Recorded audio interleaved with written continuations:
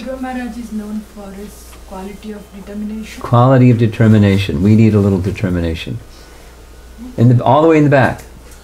Dhruva Maharaj, initially he thought he wants to approach Supreme Personality of Godhead for a material purpose. Yeah. But eventually when Lord appeared, he changed his idea for a material appliance. Actually he went to spiritual. Yeah. So moving from mixed to pure devotional service. If we hear about the life of Dhruva, it will help us understand how to transit from where we are. There may be some pure devotees here, but probably most of us are mixed. And how to get to the pure stage by following the example of Dhruva. Yes. Yes, please. From what I've heard of, especially with what Prabhu said, Dhruva Maharaj is basically the epitome of humility. Epitome of? Humility. Epitome of humility. Well, could you elaborate? Why was he the epitome of humility? Because when he thought when Krishna would appear, like he would ask for material objects, but he went from instead of asking for material, he went towards the more spiritual. Yeah, he didn't start out humble. Yeah. He started out angry. Yeah. Retaliation, revenge. No, that's not humble. But he became humble. Yeah. Yeah. I think it teaches us, because Dhruva Maharaj was kind of insulted to the core of his identity. He was, yeah. And we sometimes get like that. Yes. And how to overcome it. And it teaches us how even the insult can be transformed into a spiritual impetus. Great. Yes. There's a few key elements, and we'll be hearing about them, to transform negative into impetus. He also had great faith in Supreme Personality of Godhead also. And he's so small. And Narada Muni. And his mother. He had great faith. Yeah. Okay. Well, Srila Prabhupada, in this first chapter 8, he presents 6 specific benefits. He doesn't make listing 1 through 6, but you can look it up later. These are benefits. What we will be doing during the Thanksgiving seminar is hoping to receive some of these benefits. Detachment from material possessions.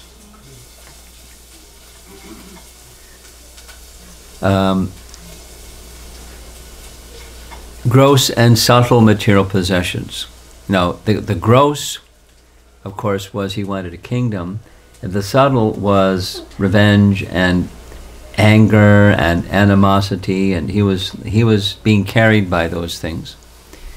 Now the person, I didn't do these graphics, but the person that did, it's the contrasting position of the thief and the devotee. Whatever wealth he has, he wants to offer to Krishna. So detachment from subtle and gross material possessions. Enhancement of one's devotional service by austerities and penances. So the image on the left is our classic, water the root of the tree and everything, all parts of the tree get benefit.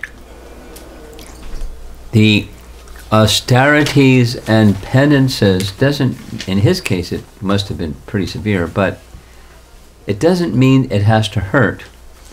It means something that control of the mind and senses, and with a little stretch. Just like, maybe some of you, maybe most of you, if not all of you, had some kind of a Kartik Vrata. And it's recommended in Nectar Devotion and other places that even something simple, because Kartik is such an auspicious month, to accept some austerity on the physical, verbal, like more chanting or reading or something, and of the body, some restraint of the bodily activity. Eating commonly is one of them. So those enhance devotional service. Now his was very extreme.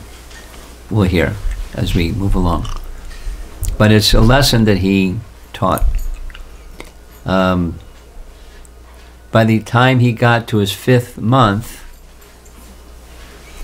he took a breath of air every 15 days.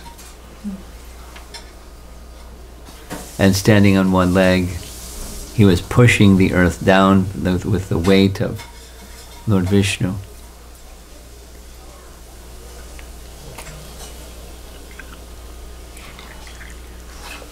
Improvement of faith in Krishna by hearing the story. Lord Vishnu all the while, it's Lord Vishnu that sent Narada. Even though Dhruva was in a get-back mood, Vishnu sent Narada, of course. He sent him by inspiring from within his heart, and certain things happened. He heard that son of the king has gone off to the forest, so he went. But so, step by step, the strength of his faith in Narada and the personality of Godhead became so strong, the Supreme Lord came before him.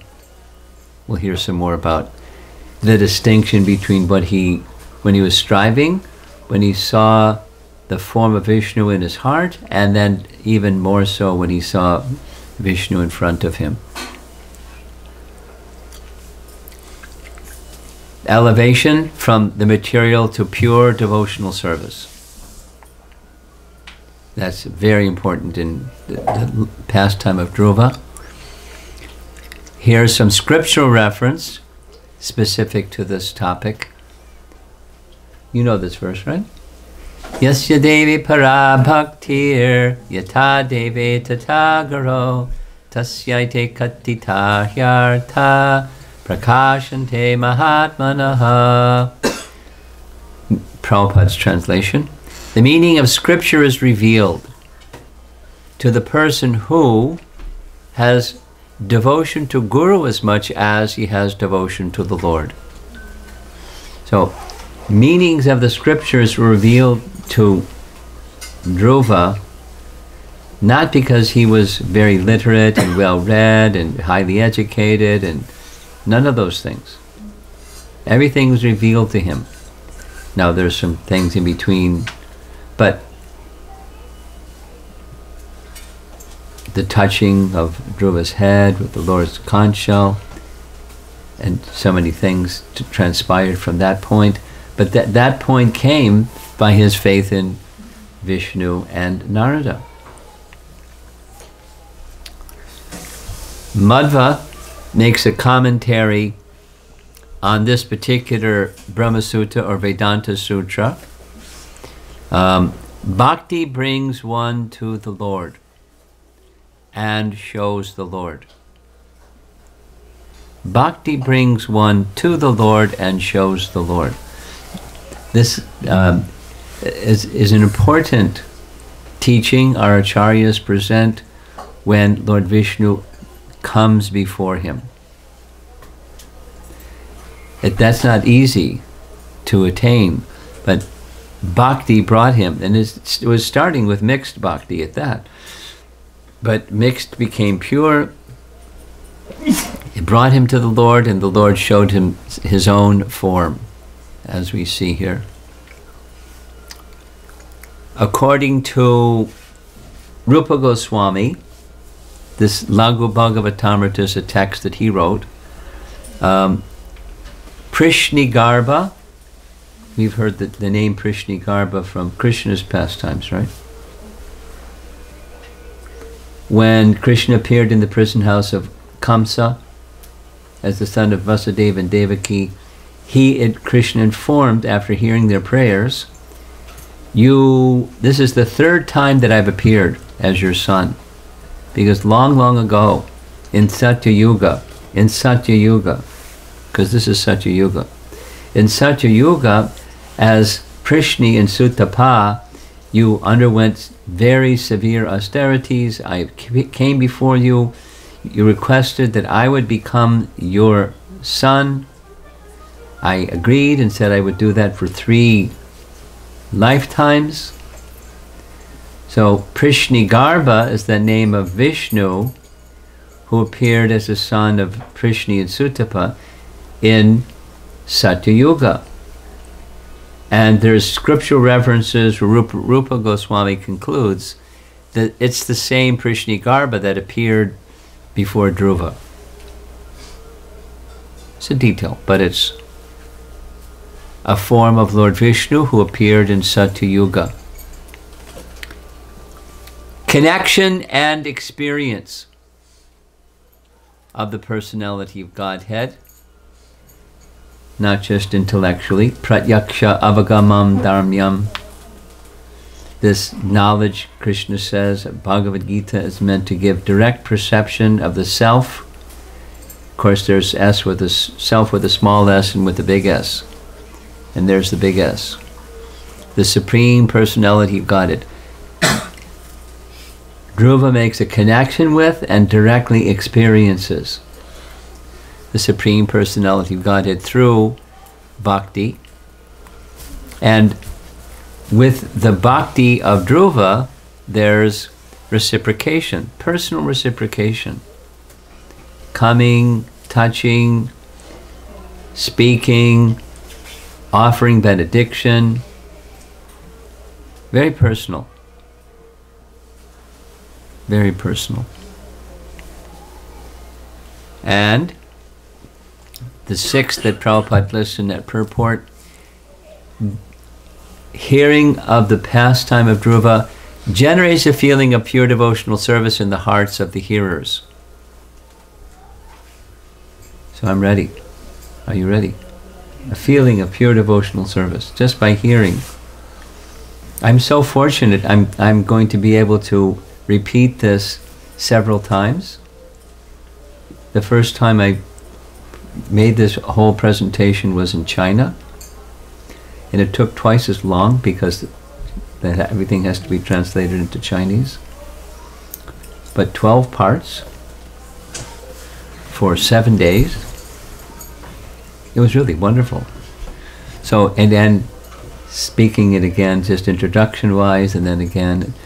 There's something about the message of Srimad Bhagavatam that by hearing it again, and hearing it again, and hearing it again, it's like making sandalwood paste. Anyone here has made sandalwood paste? Yeah. So, 3 things. Well, 4 things. A piece of sandalwood maybe as big as your fist,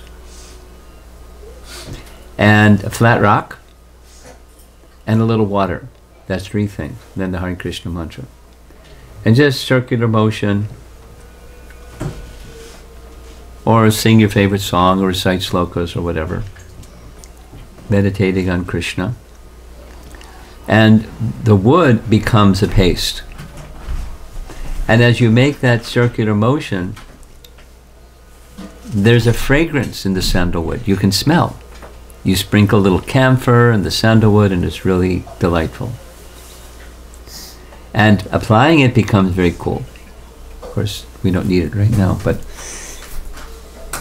it has a cooling effect. So Srimad Bhagavatam is like making sandalwood paste. Again and again and again and again, and how many times is never enough, again and again and again and again. So although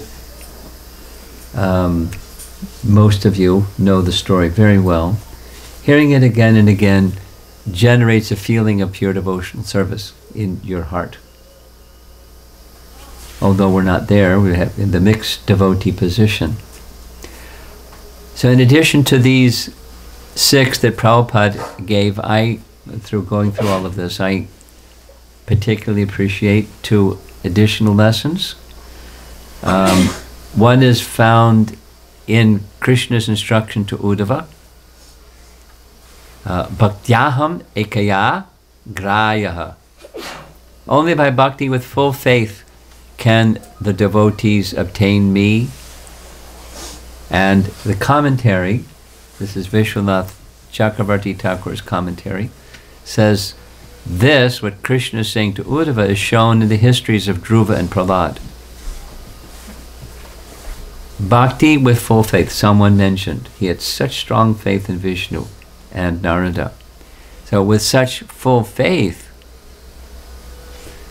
only by that medium, of course, faith means you do something with that faith. You engage in service, loving service with faith. And one can obtain him. That was something that Madhva said. One obtains him and one receives him. And another is by the association of bhakti, like a touchstone, the body made of the three gunas becomes free from the gunas. This is Vishwanath's commentary. The mention specifically is when the Vishnu Dutas came in their vimana to take him back to Godhead, Dhruva body became transformed like molten gold. His body became fully spiritualized. He didn't let go of the material body and release the spiritual body. His body became fully spiritualized. It's specifically like that. By the power of bhakti. So we're not fully immersed in the fullness of the power of bhakti, but the same principle applies in our lives, even in the beginning stages. But in the mature stage, not only he went back to Godhead in his spiritualized form, but his mother also, because she had a very important role. She was a very elevated personality. We'll hear some more about her quality and character.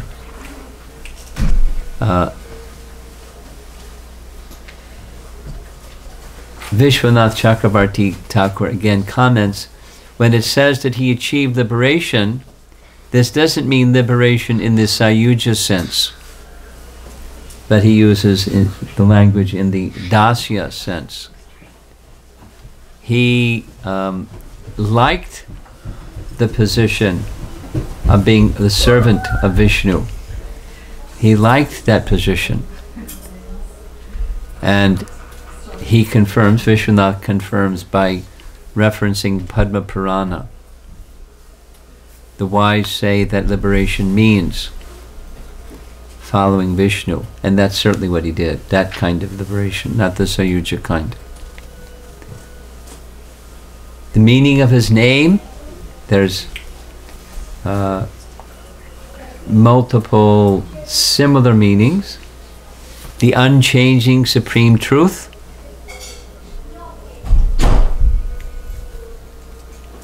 the permanent, this is the word Dhruva is used in Bhagavad Gita chapter 18, the permanent, like the soul, or anything that is of the spiritual dimension, eternal,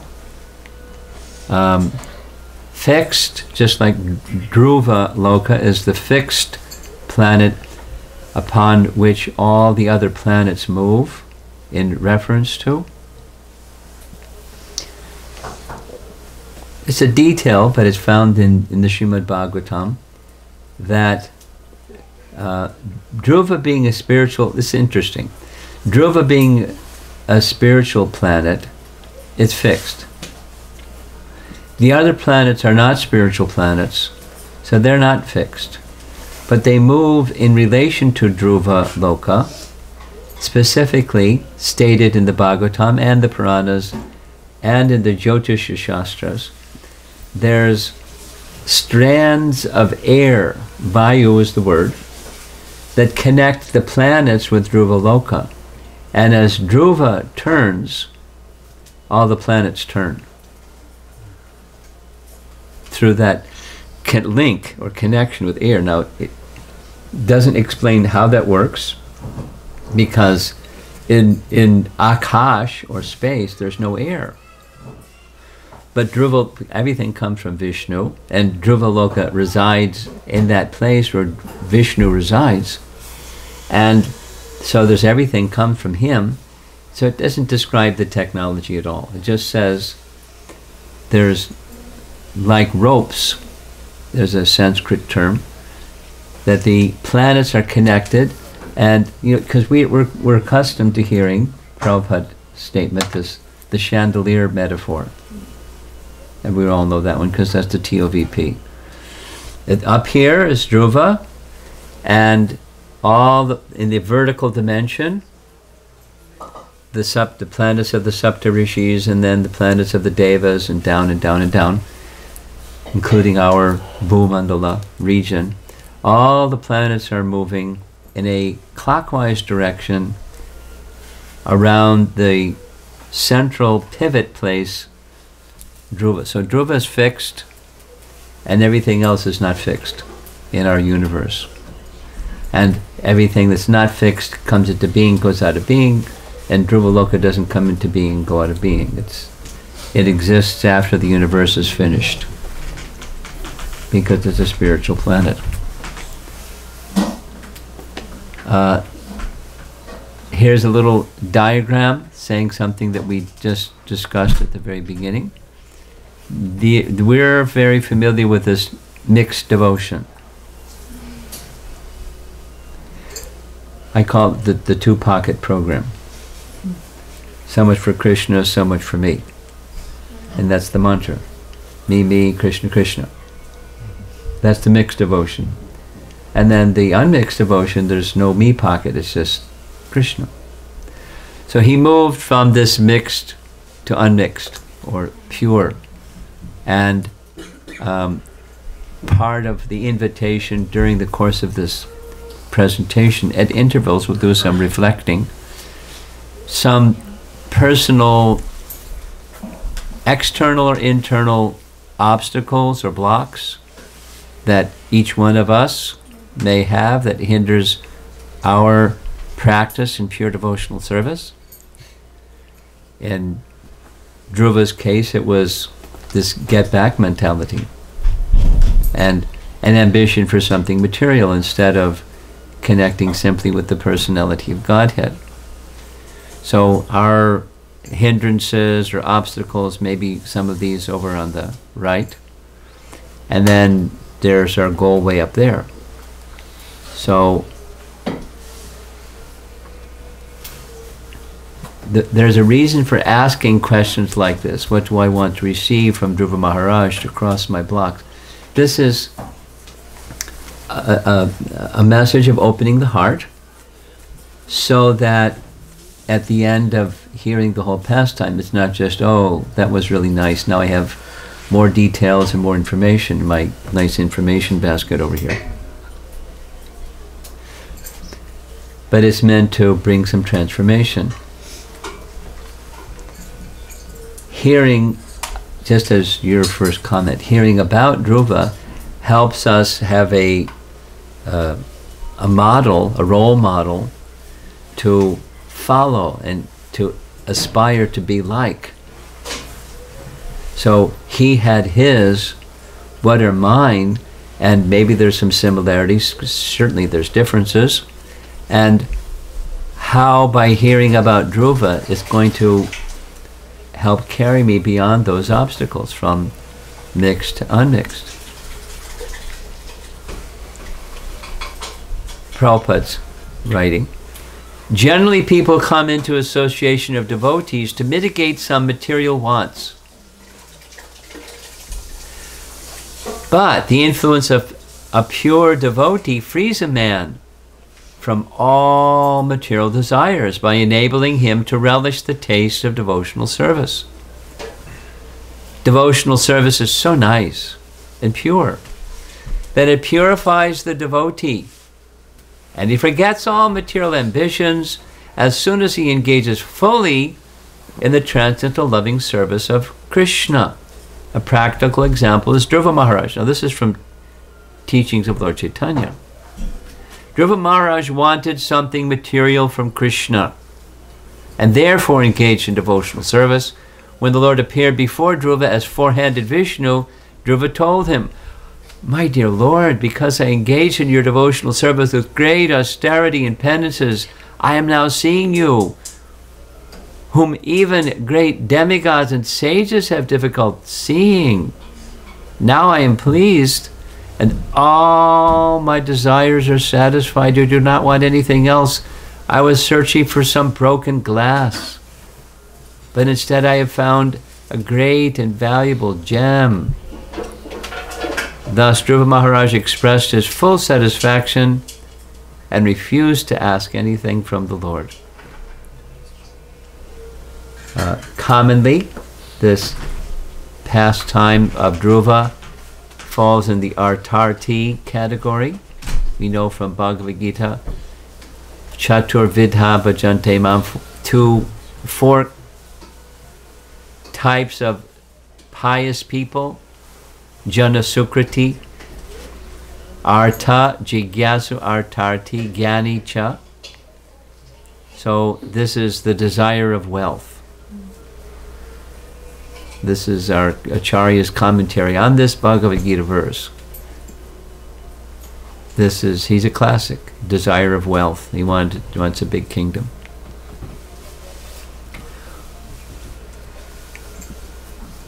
Chapter 19, this is from Canto 5, this is the prayers of the residents of Jambudvip. Very nice chapter.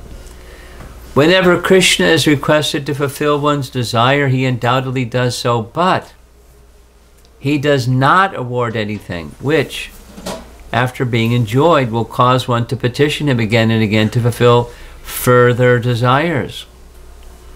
When one has other desires but engages in the Lord's service, Krishna forcibly gives one shelter at his lotus feet, where one will forget all other desires. Prabhupada's explanation is Krishna considers, I'm not so foolish. I'm not just going to give some material thing that'll then become an obstacle for that devotee. But if I give them something, I'll do it in such a way they'll never have that desire again. I'll give them my 2 lotus feet. They'll become purified from that desire.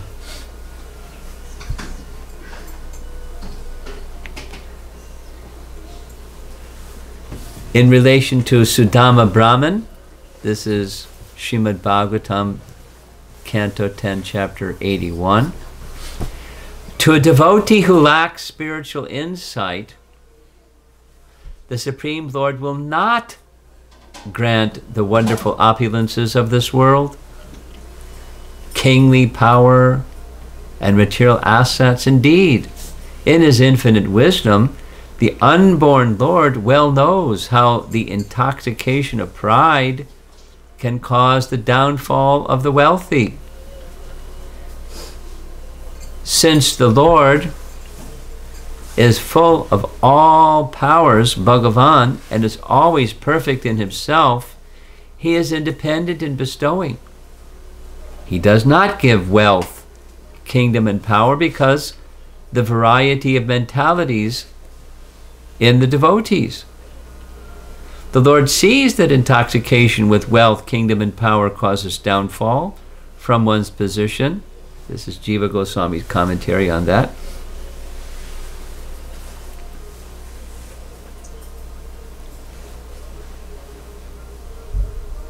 Or makes one fall from one's dharma to hell, since the Lord is omniscient. Why then did he give opulence to Dhruva, Prahlad, and Ambarish? They had good intelligence. They had good qualities because of the strength of their intelligence. But the Lord does not give to those with meager intelligence because he sees it will create obstacles to attaining him. This is Jiva Goswami's commentary on this Sudama Brahman. Now Sudama, you know, he had nothing, next to nothing. And our Acharya's comment, it's not like he was doing that out of fear. I better not have material stuff because I'll become contaminated by material stuff. He was just, he liked not having material stuff. It was like a distraction. And it was extreme. And he liked it like that. He preferred it like that. So when his wife was saying, go see, he excuse me, but I like it like this. But, you know, wives know how to get husbands to do things sometimes when they don't even want to do those things. So he went. When it's said when he came back, and then instead of this little place, little shack, little cottage, it was a palace, he continued living that way. He slept on the floor, and he just lived this life of us because that was his liking.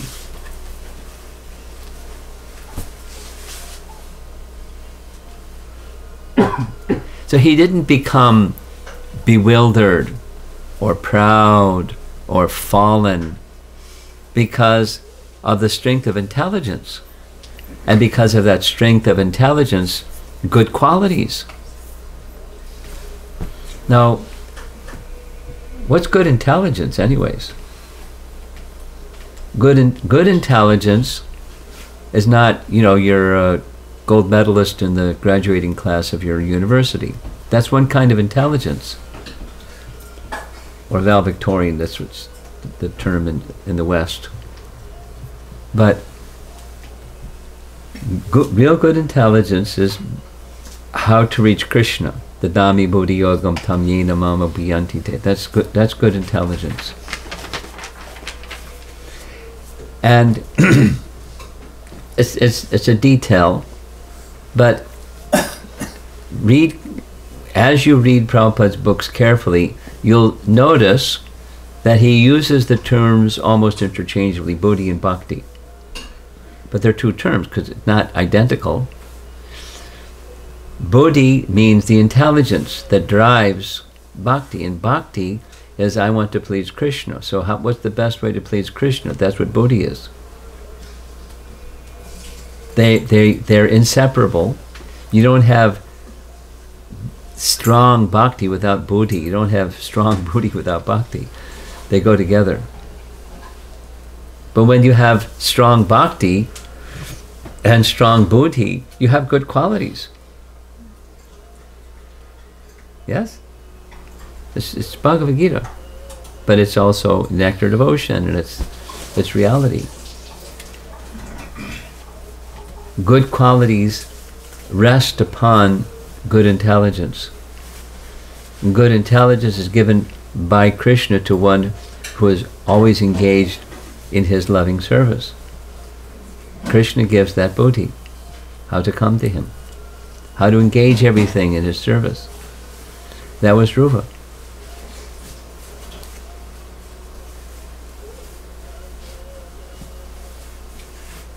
And the reciprocation, the verse is saying the reciprocation with Lord Vishnu, who knew he could give all opulence to Dhruva, to Prahlad and Ambarish, and it would disturb them. There's this nice verse that's in Prahlad's prayers, Canto 7, Chapter 10. Maybe some of you remember this slide in the message. Prahlad is praying, "Oh my Lord," to Lord Nrsingadev, when a human being is able to give up all material desires in his mind, he becomes eligible to possess wealth and opulence like yours. Now he was saying, please don't ask me to take anything. But of course the Lord gave him everything. And when given everything, he wasn't disturbed. But he didn't want anything.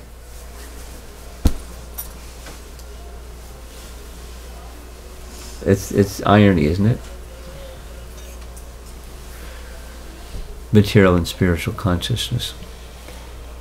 Here's an image from the first part of Canto 11. There's the Navayogendras visiting the place of sacrifice performed by Maharaja Nimi. There's the Brahmanas doing the yajna. and some of his ministers over here. And the Navayogendras, they're topmost devotees on the same level as Narada. That is to say, they can travel anywhere in the universe, and but they have no need to fulfill anything. They're in this totally detached, totally renounced, perfected devotional stage of life. These are true perfect souls. So they just happened to, on occasion of Maharishi Nimi's sacrifice, just come descending out of the sky. And he stopped the sacrifice, stood, and honored them, and presented many important questions. So that's what the beginning part of Canto 11 is, these questions and answers, Nimi to the Navayogendras. So here's one of them, Sri Antariksha. When one seriously engages in the devotional service of the personality of Godhead, fixing the Lord's lotus feet within one's heart as the only goal of life, one can destroy the innumerable impure desires lodged within the heart as a result of one's previous fruitive work within the three modes of material nature. When the heart is thus purified, one can directly perceive both the Supreme Lord and one's self as transcendental entities. Thus one becomes perfect in spiritual understanding through direct experience, just as one can directly experience the sunshine through normal, healthy vision. Now this is the statement from Canto 11, Chapter 3, is spoken or referred to in relation to Dhruva. All of what is being said here applies to Dhruva. Vishwanath comments, the perfect stage of devotional service indicated in this verse can be observed in the activities of such great devotees as Dhruva Maharaj.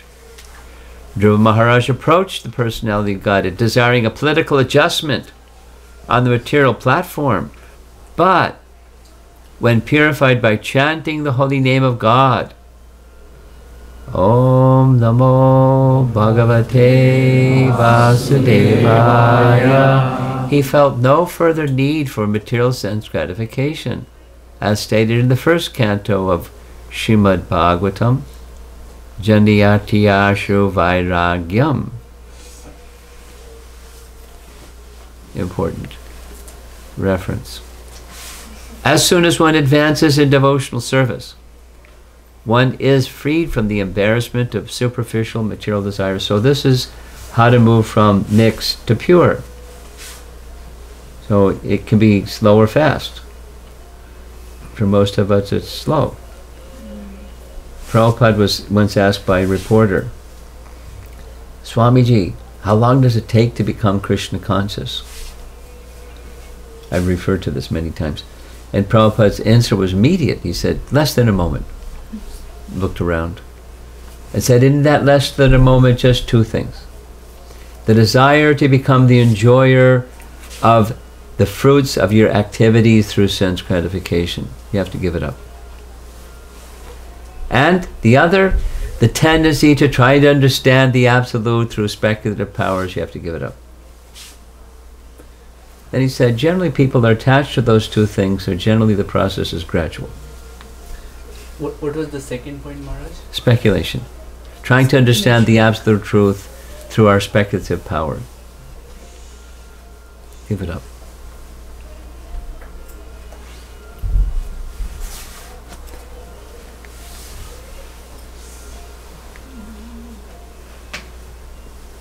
This is the searching for the piece of broken glass and finding the gem. The purifying power of Krishna consciousness. We're engaged in the activities of Krishna consciousness, not the same severe austerities as Dhruva, but in principle many of the same. Here's King Kulashekar. This is quoted in Hari Bhakti Sudodaya, Dhruva sought out the Supreme Lord as a way to obtain a material kingdom, but after he performed severe austerities and came face to face with Lord Vishnu, he declared, Swamin Katartosmi Varam Dayache. Those who are accustomed to hearing Prabhupada's lectures, you know this phrase. Over and over and over. Swamin Katartosmi Varam Dayache. My Lord, I am fully satisfied to do not ask from you any benediction for material sense gratification. So his initial thought was not, let me reach the abode of Lord Vishnu and get away from my nasty stepmother. He wasn't thinking. He wanted something material. And Chaitanya Mahaprabhu, he and our acharyas, they particularly like Srimad Bhagavatam, of course, but according to Chaitanya Bhagavat, the characteristics of Prahlad are described in the 7th canto of Srimad Bhagavatam, and the characteristics of Dhruva are described in the 4th canto of Srimad Bhagavatam. Sri Gadadhar Pandit Goswami was the speaker of Srimad Bhagavatam, and Sri Gaurasundara was a listener. He attentively heard the topics of Prahlad and Dhruva's cultivation of devotional service from the mouth of Sri Gadadhar hundreds of times. It's not like I already heard that one. Got a new one? Some pastime of Radha and Krishna and Vrindavan or something. I mean, of course, those are wonderful pastimes as well. But they're fundamental teachings that hearing again and again, like making sandalwood paste, the fragrance and the cooling effect arises by hearing again and again. The great sage Maitreya recommended one should chant the character and activities of Dhruva Maharaj both in the morning and in the evening with great attention and care in a society of brahmanas or other twice-born persons. That's one of the concluding verses of the whole section. So we're almost done. Something Srila Prabhupada wrote in this connection from the teachings of Queen Kunti. When Dhruva Maharaj was undergoing penance and meditating upon the form of Vishnu within his heart, the Vishnu form suddenly disappeared and his meditation broke. Upon opening his eyes, Dhruva Maharaj immediately saw Vishnu before him. Like Dhruva Maharaj, we should always think of Krishna, and when we attain perfection, we shall see Krishna before us. This is the process. We should not be too hasty. We should wait for the mature time. Of course, it is good to be eager to see Krishna, but we should not become discouraged if we do not see him immediately. So here's the family tree. Let's start over in the lower left. There's Dhruva and his mother and father. Suniti was his mother. Uttanapada was his father. Uttanapada's father was Swayambhuva Manu and Shatarupa, and then Brahma. So Uttanapada was three sisters, one brother. And this lady over here, Suruchi, she's a problem. We're going to hear some more about her as we go along. Here's the altar at the top of Dhruva Tila. There's Lord Vishnu in the center. Over on our left, or the Lord's right, is Narada carrying his veena. And over on our right, or his left, is Dhruva. This is the altar and top of the Dhruva Tila. Okay, that just says the chapters. So that's a little warm-up, covering some of the topics, and then we'll begin chapter 8, section by section by section. It's all nicely organized by Vyasadeva.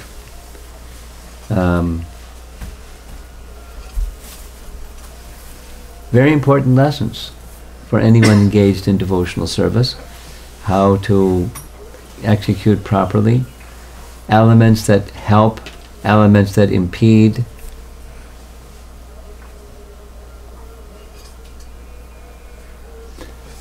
The merciful nature of the personality of Godhead, the personal nature of the personality of Godhead, the role of his mother. So there's some mothers here. The role of his mother in coming to the state that he came to, the benefit that she received from that service to her son. She too went back to Godhead. It wasn't just that service to Dhruva. She was already elevated. Very elevated personality. Doesn't say who she heard from or anything like that, but she was very elevated. Here's just a detail.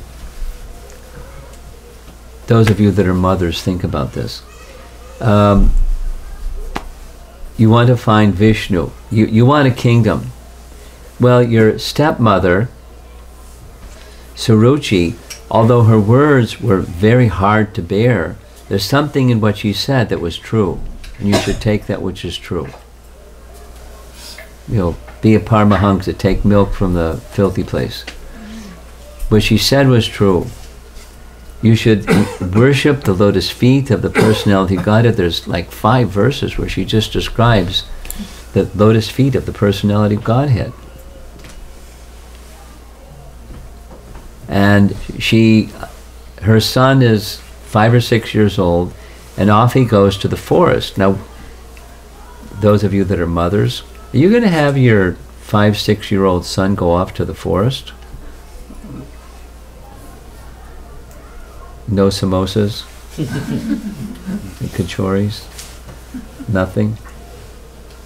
Fierce animals. It's early in Satya Yuga. There's all kinds of whatever you find in jungles. How could she do that? It's against motherhood, right? She had faith. The Lord will protect her. Uttanapada didn't have that faith. She had that faith. And she prayed to the Supreme Lord, it says specifically by our acharyas. She was praying to the Supreme Lord to continue to give protection to her son. So she wasn't in big anxiety. I mean, I find that pretty miraculous. But she was an elevated person. She felt, I like speaking about her, she's a great mom. She had negative emotions. She felt as hurt because Dhruva didn't say, he was too busy crying. The people that were in the palace that heard what Suruchi said, they repeated what Suruchi said. And she cried. And she felt great grief at the pain her son must be enduring. But there was nothing she could do. So she didn't get into this get-back mentality at all. We'll hear. There's a whole section on her elevated association helped Dhruva get to what Dhruva got to. Directly and indirectly. Very qualified person. So here's some of these nice details. Yes? Yeah. When Dhruva Maharaj was in forest and he was doing penance, what was his mother doing? Praying to Vishnu for protection of her son. That's what our acharyas say. She understood her son, and she understood Vishnu, and she gave appropriate advice. Her son was like totally determined. She gave the same advice to her son that Narada gave. Don't hold this mentality, friends, enemies. That's material. That won't get you to friends, enemies. What Suruchi said falls in the enemy category. Don't hold her as an enemy. Don't go into that material space. material consciousness space. Don't do that. Yeah. My next question is that when, if someone has faith that Lord Vishnu will protect, so still keep on praying is, I mean, I'm just thinking what... Conceptually. Yes. That if we have faith, then why should we pray again and again? Why not? I mean, we can do our regular duties, regular puja and japa, and if we have faith that we can pray one time that yes, protect, but if we prayed, then I hope not again and again we should bother. It's not bother. It's a relationship. Let's go to the gopis. Again and again. I mean, please protect my son. I'm just trying to understand. Okay, but you know, whatever it is, let's say Mother Jasoda, protect my son. You know, again and again there were difficulties, and she, you know, when Putana was killed, she thought this is some spell, and she got the brahmanas to chant mantras, and she bathed Krishna with sacred waters, and and then it happened again, and she did it again and again. Then finally Nanda said, let's go on the other side of the river Jamuna. It's not nice over here in Gokula. So we went back to. So. Question.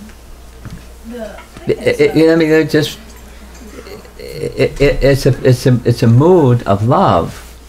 It's not a botheration. It's a mood of love. No, I understand. This point is fine. I'm just trying to understand the mind of mother, that what she, and conceptually, that when Dhruva Maharaj was in forest, she may be worried. She was praying in state of worrying, or like if she no, just love. Continuously asked Lord Vishnu, please protect my son, please protect, instead of Hare Krishna Mahamantra, like but she will be look, chanting, are you a mother? Oh, here there's some mothers and fathers, and it's not like, okay, one time I'll pray to Krishna for my son or daughter. Haribol. No, then that's not motherhood. That's not fatherhood. Difference between a devotee mother and a devotee mother. A devotee mother doesn't want. One time, I remember 5 years ago, I prayed to Krishna for my son. Haribol. I just do my puja. No, maybe daily she may be praying, but he wants to chanting, please protect, please. I'm just. All the time it's affection. Okay. It's affection for her son, and the connection between the soul and the soul is with the Supreme Soul.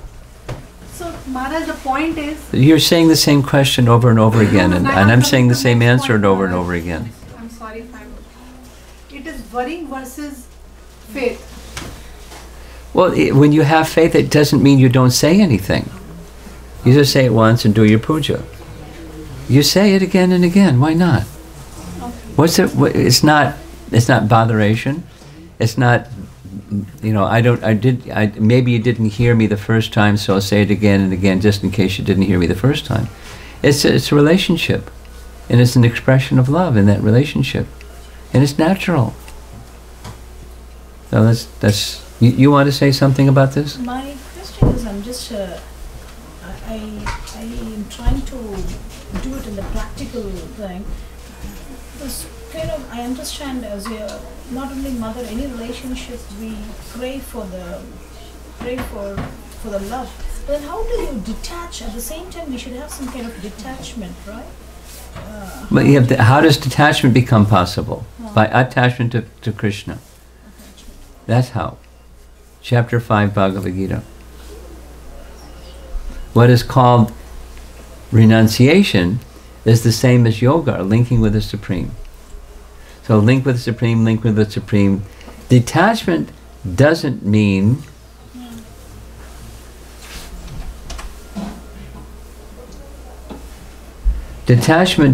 I don't care. Detachment means my intelligence is clear because I'm not blindly attached. My intelligence is very clear because of attachment to the Supreme. And now I know how to act with detachment, not because I don't care, but with attachment to the Supreme. So that I can reach the goal, and those who are dear to me can reach the goal because of attachment. Say without that attachment, then it's not. There's not detachment. There's attachment to the temporary, and one's mind becomes bewildered. That intelligence, the buddhi type of intelligence, is absent. And then one's intelligence becomes bewildered. The mind and the intelligence become bewildered. That's practical experience, and that's what the Bhagavatam teaches us.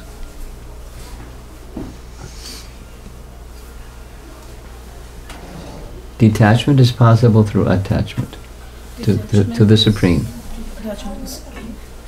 And then we can be attached to the soul and intelligently dealing with the mind and the body and all the other temporary things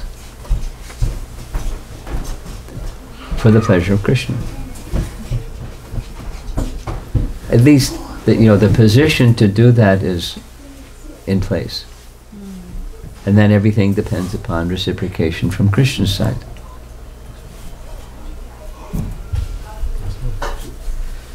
Maharaj, like we were saying, Dhruva Maharaj falls under the Artharthi category, right? Yes. But if I think about it, he's just a little boy. He's just a little boy. He's just a little boy, and he just wants his father's love. It was the love that he wanted. He doesn't even, at that age, I don't even know if he thought about kingdom and all those things. It was more about the love that he wanted, and he felt that it was denied to him. Okay, but let's get inside Dhruva's heart. That's what you're doing. What he wanted was love, and he was denied the love. It wasn't just that's one part, and there's another part, and that's what he said to Narada.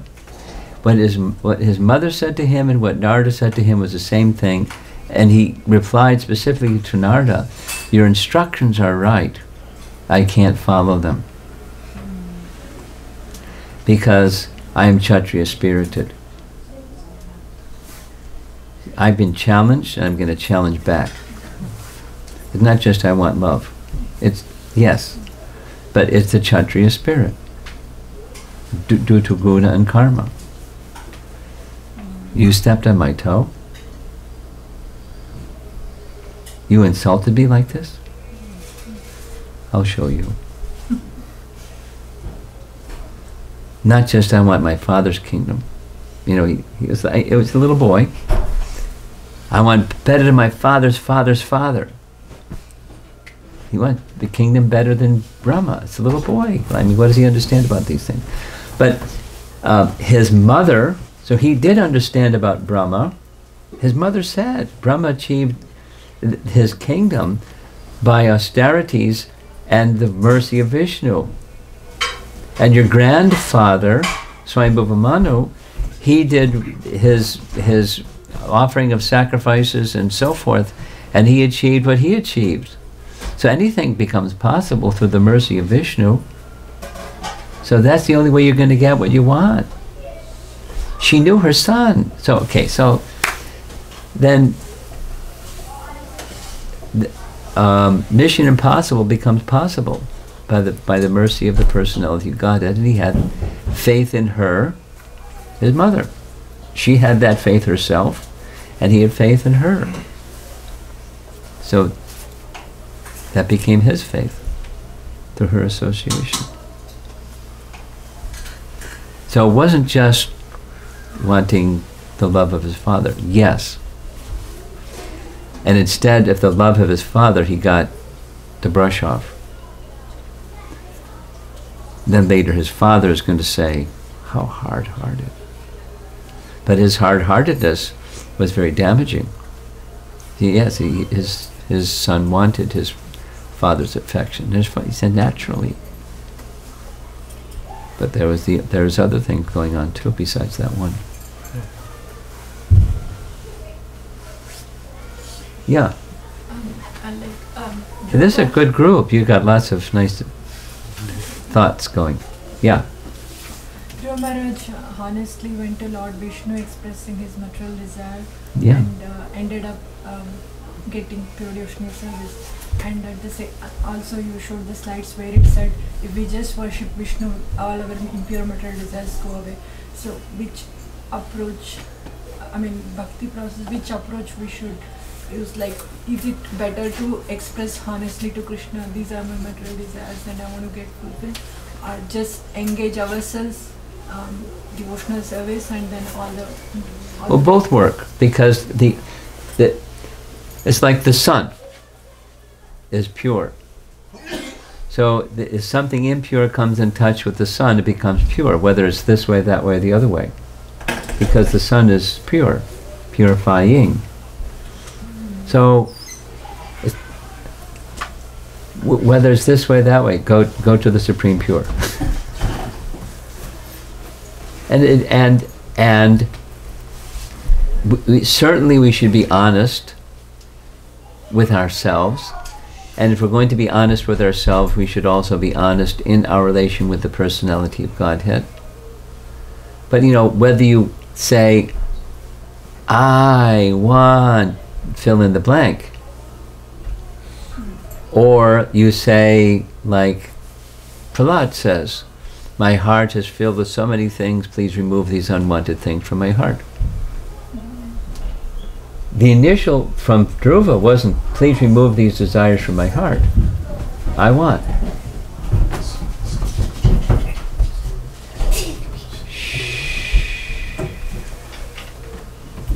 Way in the back?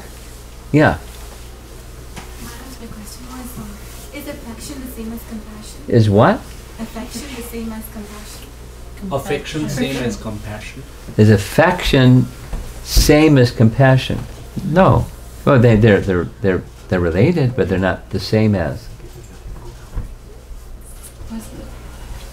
You want to know how are they different?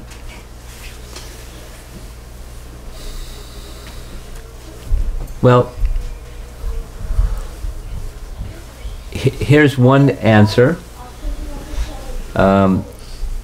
Compassion has three parts.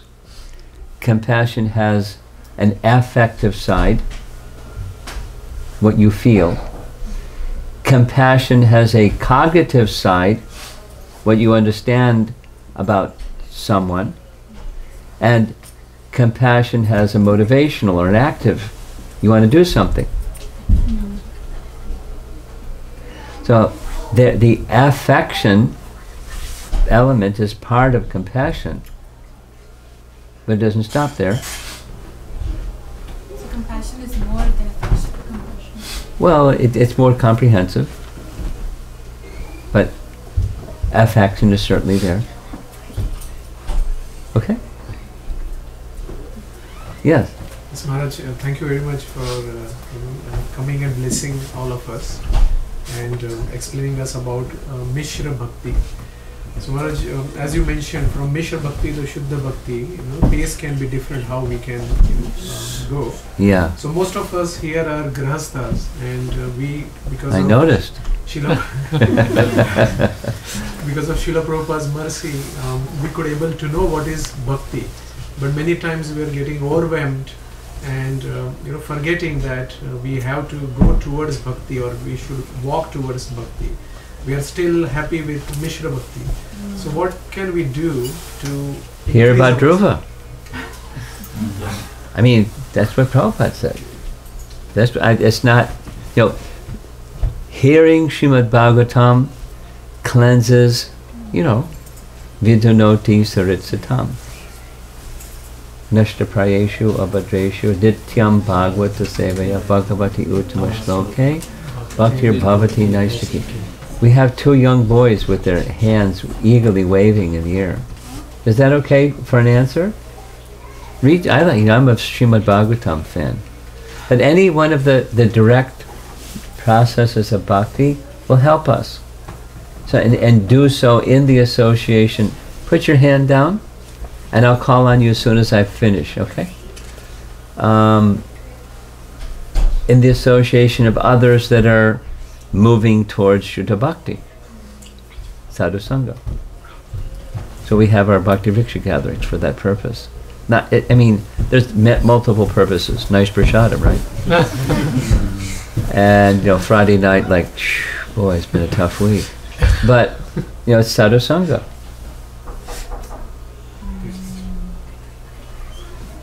And Kirtan, Nam Sankirtan. And nice prasadam.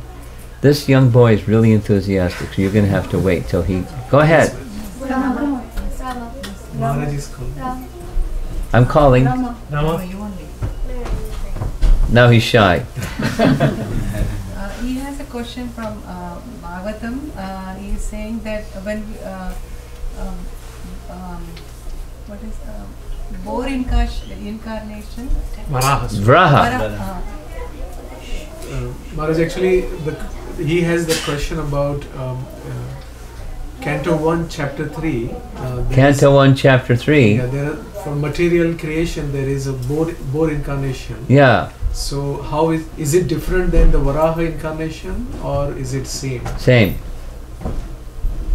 So, it is the same.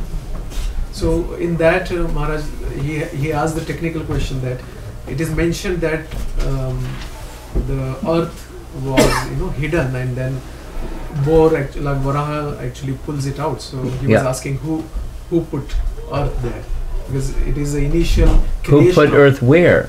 In the bottom of the Garbhodak ocean? Yeah, netherly. Okay, are you paying attention? This is your question. So it's not that it got put there.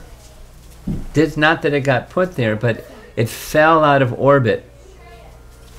It fell out of orbit because Hiranyaksha had taken gold from one side of the planet and put it all over there on the other side of the planet, and it disturbed the orientation of the Earth planet. It fell out of orbit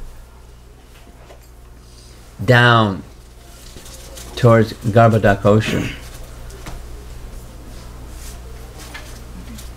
Is that right?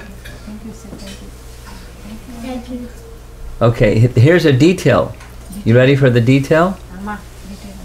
But you got to let your friends... Okay, here's a detail. Lord Ananta Shesh, you've heard of his name?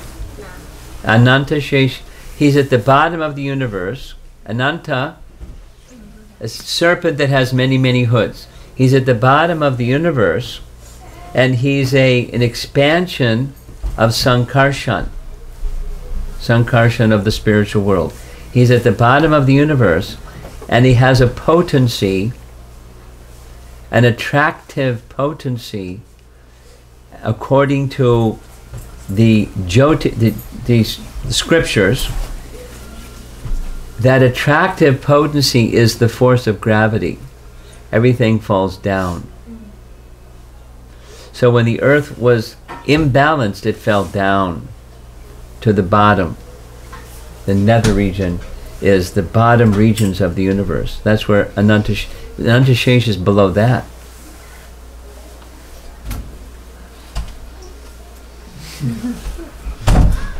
Tell that to your science teacher, huh? Okay, now you had one? Yeah, where does Krishna live? Where does Krishna live? Yeah. In Krishna Loka. And you know where Krishna Loka is? You could send him a text message. His abode is in the spiritual sky, along with the many, many, many, many innumerable Vaikuntha planets, and it's in that Vaikuntha planet region. And it has a special shape. It's shaped like a lotus. And it's very big.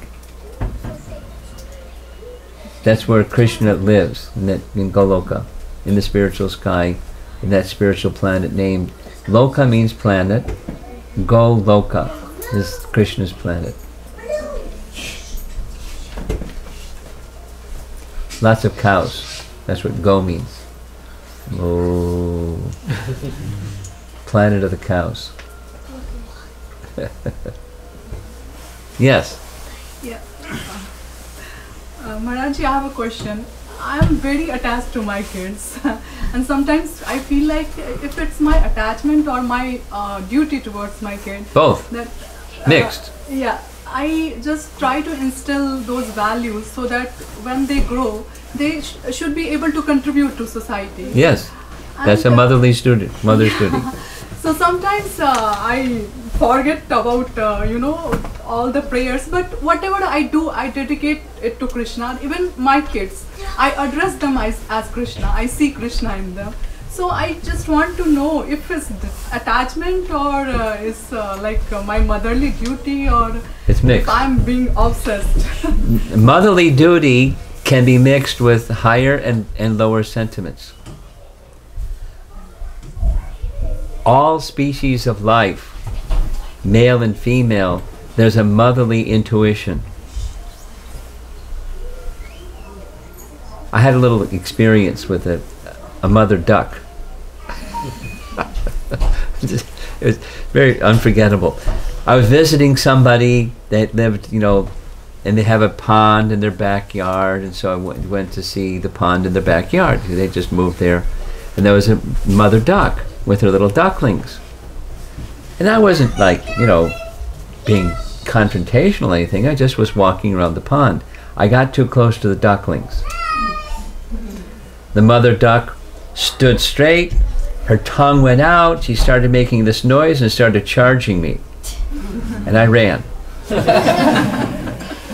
And I went right to the steps of the back part of the house and up the top of the steps, and she was, with her tongue going out, stay away from my little ducklings.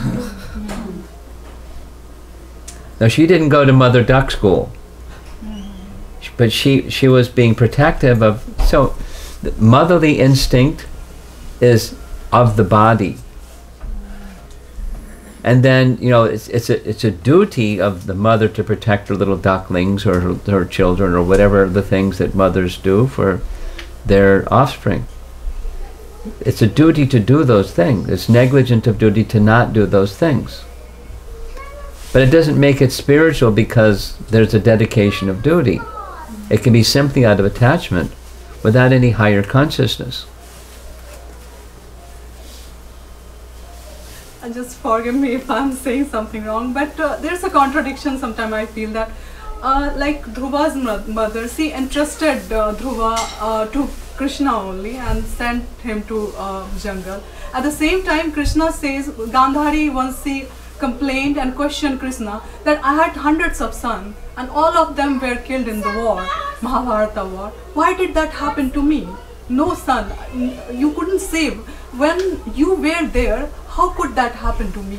Then Krishna said, no, look, you never bothered to see your son. As soon as you got married, you just put a band on your eyes. You never even bothered to see your son, how they are growing, what values they are getting from their surroundings. So, did you perform your duties and then you are complaining to me? So first look at yourself. So he always emphasized in Mahabharata and Gita actually on karma. He charged Krishna that you have to take charge of your karma. I won't be there always. Let me ask you. I have given you free will. Let me ask you. Supposing someone can perfectly perform their duties, does that gain entrance into the spiritual realm? Yes or no? No. No. Okay. Does that answer your question? So it's not neglect duties, nor merely perform duties. Both are not to be done. It's right in Rupa Goswami's teachings, by the way, in Nectar of Instruction. When you take when you take your Bhakti Shastri course, you'll study it. And it's right in Nectar Devotion. We don't neglect the rules, we don't just perform the rules. Because either this side or that side, it debilitates bhakti. Bhakti is the power And with bhakti power, do your duties. Not just do your duties. Don't neglect your duties. Don't just do your duties. Thinking, that's it. We don't do either extreme. This word mindfulness is very popular these days. Yeah. Very popular. I passed a place in Chicago, the place of the mindful burger.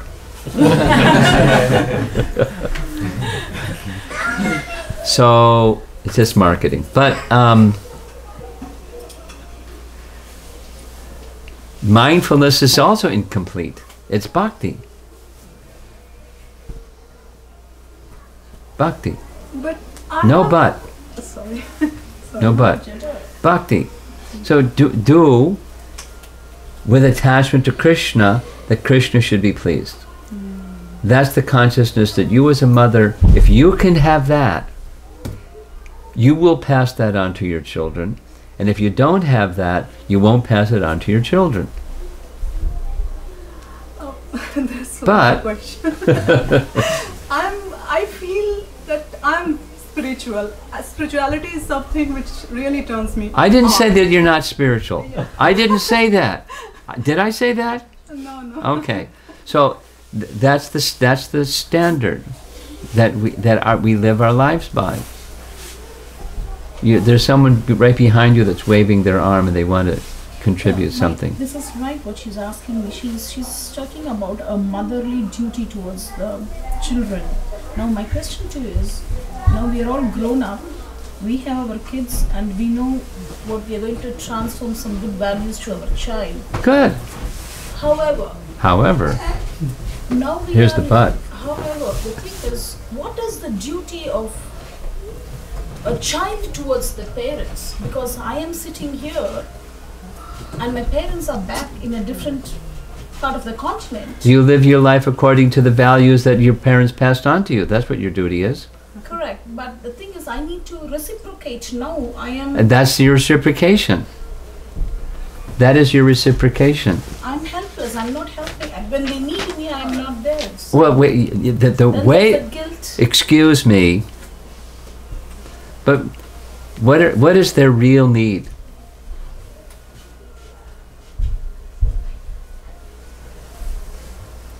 What is the real... I need to justify... I need to do both as a mom and I'm a child Okay. to my parents. So whatever... I don't want to get in an argument. Can you stop this somehow? Do you know how to stop something like this argument thing? Yeah, we can do that. Yeah. So maybe we can discuss Yeah, that I'm later. just confused, so that's the worries, thing. yeah. We can discuss that again, and your question is valid, but Yeah. then we will take it. Yeah. That way we will save the time. Yeah, okay.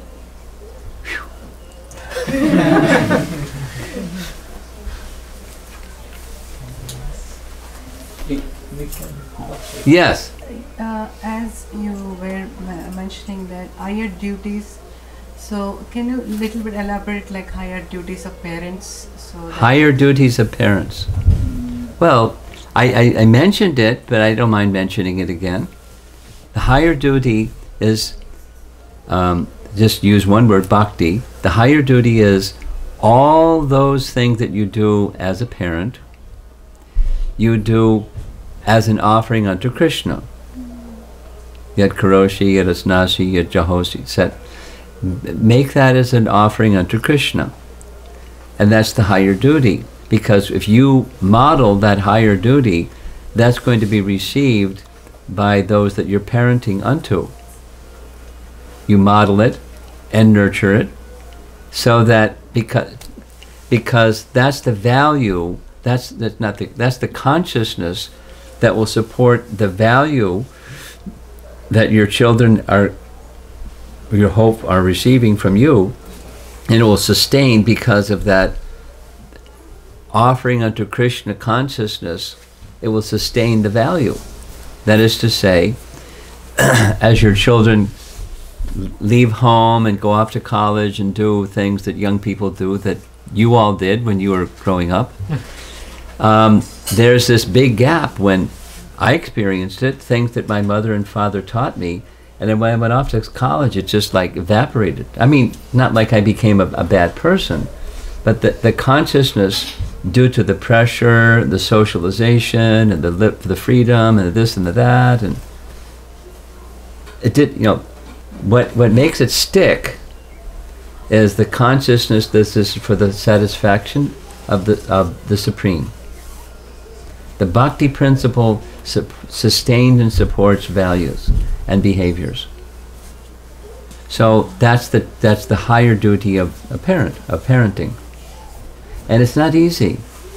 It's very complicated, because sometimes, and it gets really like confusing, challenging, whatever.